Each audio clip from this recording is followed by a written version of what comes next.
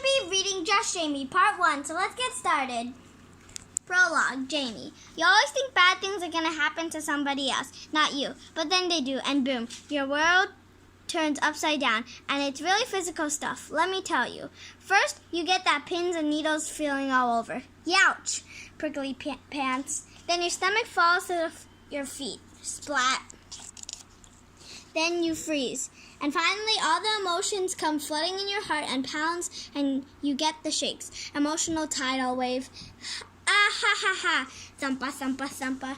I gotta admit, I've never experienced it before, and I never want to again. I think it's that fight or flight thing we learned about in science. Miss Flancher told us all about these hormones that rush from some gland in your nervous system. I was half paying attention because, as I said, I never thought it would happen to me. People, dilation attractive, some gland and brain where it all starts, dry mouth, yuck, pounding heart very loud, palm sweat, foot sweat too probably. Good thing is, I know my system works. Bad thing is, neither my brain or body knows what it wants to do. Take flight or fight. Jaime, it's the last day of school. I need to get ready, but I can't decide what to wear. I'm standing in front of my closet, and nothing is jumping out at me. Everything looks so babyish. 2 small shorts, jeans, and dresses. Old camp t-shirts. 3rd grade Halloween costume. Collection of mismatched socks. Legs that grew 3 inches in 3 weeks. I need something perfect. Not for me, not for boys, and not even for the last day of school. I just need to look cool, confident, and mature. Like a celeb Instagram photo. Need 15 filters and a wind machine. Staring dreamily into the distance. Not my real lashes. It's mainly because I have to talk to Maya once and for all. We could really use a friendship do-over, especially for summer. Summer, I'm so ready. While on one hand I am, on the other, unsure. Okay, here's the thing. For the past few months, weird stuff has been happening, like alien weird. Blurb. Seriously, Jaime, you're so dramatic. Yeah, I wish I could blame aliens. Sometimes my friends are super nice to me, and other times it feels like they're a million miles away. Sometimes they pretend they don't hear me, and sometimes they tease me for things I say or do. OMG, an Aladdin song? What are you, 8? Snicker. I love that song. This has been happening more and more, and I don't know why. Everything was fine in 6th grade and most of 7th. Last day of 6th grade. Still had braces. For a while, I thought I was imagining it. In fact, whenever I bring it up, they tell me it's all in my head and accuse me of being too sensitive. And that when they tease me, they're only kidding, and that's what friends do. Their kidding isn't very friendly, though. No offense, Jay, but you need something to put in those jeans like a booty. Snort, giggle. Lately, I've tried to shove feelings down and pretend everything's okay, but I've reached a breaking point. It's officially summer tomorrow. I don't want to feel ignored at the pool or teased for looking like a baby in my bikini. So today, I've decided to talk to Maya about it. Once and for all. She's my best friend. Yeah, she's been acting strange, but underneath she's a good person, and she'll tell me the truth. I want to know why she's been distant, but Celia runs hot and cold, and why Grace always kisses Celia's butt. You'll get me another slice of pizza, Gracie, won't you? Here, have mine, and my fries too. I also want to figure everything out soon, because I just don't want it to be weird. I want to have fun on my last day of 7th grade. So yeah, that's my plan. Talk to Maya and get my life settled by 3rd period before we're dismissed for field day. It's time. Sigh. Now, if only I could find something to wear. Maya. I'm staring at the ceiling. It has a lot going on. Horsefly crawling, ceiling fan, old stickers from 1st grade, bugs trapped in glass bulb, deflated balloons from January birthday, cracked shaped like jellyfish, stain from old body spray explosion, also shaped like jellyfish. I stare because I'd rather lie here than get up. I have to do something that I'm totally dreading. Paralyzed, fly on the loose. I know it's the right thing to do, but heck, I don't want to be the bad guy. I'm never the bad guy. What I really need is a plan. Plan A. Go through with it, no looking back. Plan B. Disguise self in Blowtown. I hear my name. At first I think some higher power is motivating me, but it's just my mom. Must be getting late. Maya! God. Maya! And I force myself out of bed and get ready super fast. It's for the best. Kitchen. Dora the Explorer on repeat. Backpack, backpack, backpack. I'm the backpack. My baby sister is hogging the cereal and the TV, shoving stale banana muffin in mouth. Mom. Little sister Lily, 2.5. Weirdly large head. Fun fact, Mom cut my hair like Dora's before she took me to a real salon. I still hide the photos. My kid sister is cute, big head and all, but she's a handful. I'm 10.5 years older than Lily. Jaime thinks she was my parents' last-ditch effort at happiness before the divorce. Well, she's comic relief anyway, dump. My mom is pretty overwhelmed. She works in an office and takes Lily to a nearby daycare. My dad gets Lily and me every other weekend. That's when Mom relaxed. She once stayed in a bathtub an entire weekend. So punny, she looked 150 when she got out. My mom lowers the volume and wipes Lily's sticky mouth. So kiddo, all set for the last oh shoot. Where's her sippy cup?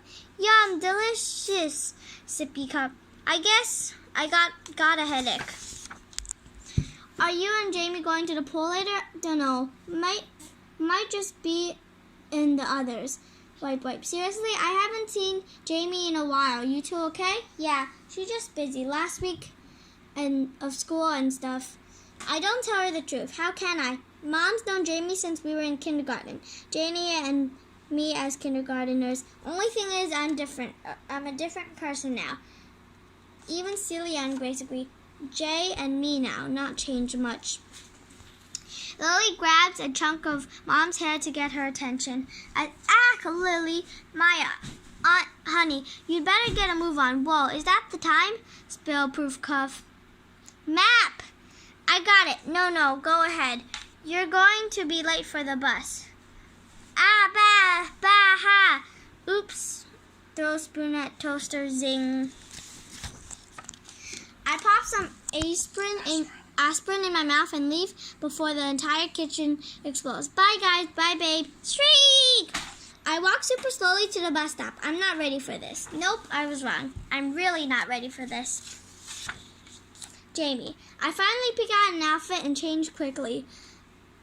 The house is super quiet when I come downstairs. My mom is probably already in her office working, tapping at keyboard, click, clicky, clicka. Yep, my mother can be really quiet too. He likes to read while eating breakfast, or he plugs in some earbuds and watches a science program on the family tablet. Also, yep, choo-choo. My dad is already gone. He's in sales and usually gets up early to travel. My parents are total workaholics, but they're also complete opposites. My dad drives to different cities around the state all week selling computer parts or robot parts or something to companies. And my mom works at home as a freelance journalist. Once in a while she travels too, but usually she just interviews people over video chat, camera, fancy talk, ratty bottom. I remember seeing this one viral YouTube video where some kids burst in on their dad doing a big national interview. My mom's job is like that, only local. She once forgot to buy him a nursing top when my brother was a baby, and an entire boardroom saw more than just her PJ bottoms. My dad likes to tell that story a lot, telling in detail, rolling eyes, snort. I ignore my brother while I grab some breakfast and scarf it down. Usually the quiet creeps me out. I like the noise and conversation, but today I need to think about how to talk to Maya. So for once, I savor the silence and form a plan while Davy chews the grits Mom made and listens to Bill Nye drone on about the planets. Why are you so quiet? You're freaking me out. I don't know, just thinking. Since when? I kick him under the table hard. He just snorts and squishes his earbuds back in. Jams so far they're probably piercing his brain. Choo choo. My brother and I are opposites too. He's the total nerd, the top of his 5th grade class. He's really into aerospace. His room looks like a science fiction set. All his friends are nerdy too. Adorkable, Maya calls them. Davy actually has a crush on Maya. Every time she comes over, he tries to seduce her with his handmade space shuttle models. Hey, Maya, I just finished making Atlantis compete with hypergolic propellants. Want to see? Maybe later, Davy. It's not pretty. I'm a little more, let's say, social. Maya and I have reputation at school. Other kids call us gossip girls. I hate that name. We may occasionally talk about other people, but we never start rumors. Grace heard she found him in a dumpster outside the high school. Squeal, they look it, the subject. Well, except for 5th grade, when we started one about Joe Lungo having a massive crush on the crossing guard, Mrs. Dinks. But Joe deserved it. He had spread his peanut butter and marshmallow fluff sandwich all over our bus seat that morning. Everyone called us Fluff Dust until our parents bought extra pants to school. The point is we talk a lot. Usually we talk over each other. And then he said, yes, no way, seriously, OMG, words getting twisted. Also, we can't help but add our 2 or 200 cents to anything going on around us. Maya and I get called out by teachers all the time. We were put in detention once. We had notes written to our parents. The only thing that keeps us from getting into real trouble are that in between the talking, we pay attention and get descendant grades. I actually like to shed that gossip girl label next year. I'm aiming for a mature reputation in 8th grade. Sniff. Me a snooty society woman. Snooty poodle. Sniff. I'm not hungry anymore. I pour the rest of my grits down the drain, which my parents can't stand.